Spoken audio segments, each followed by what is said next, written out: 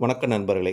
அவரவர் பிறந்த ஜென்ம நட்சத்திரத்தில் என்ன காரியங்கள் செய்தா, என்ன வாங்குனா சிறப்பு என்பதற்காக இந்த ஒரு பதிவை உங்களுக்கு பதிவு செய்கிறேன் நண்பர்களே.